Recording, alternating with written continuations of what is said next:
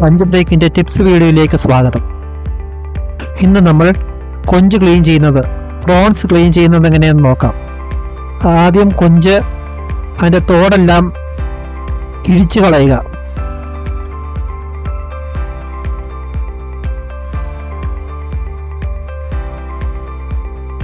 അതിൻ്റെ തല പിഴുതു കളയുക.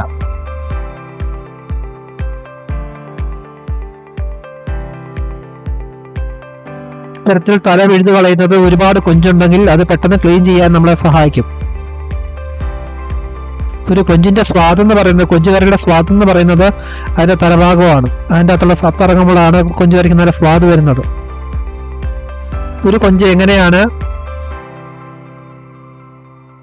തലയോടുകൂടി ക്ലീൻ ചെയ്യുന്നതെന്ന് നമുക്ക് നോക്കാം.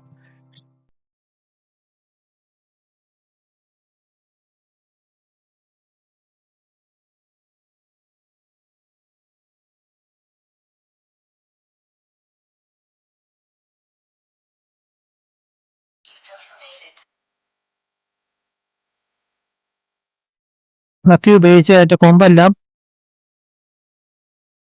മുറിച്ചു കളയുക.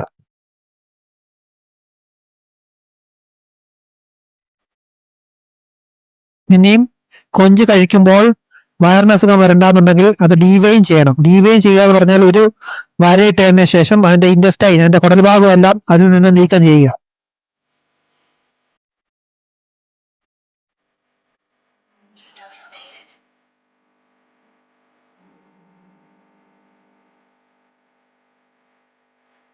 ഈ കുടലിരിക്കുന്നത് കഴിച്ചാൽ വളരെ വലിയ വയറിന്റെ രോഗങ്ങൾ വരും.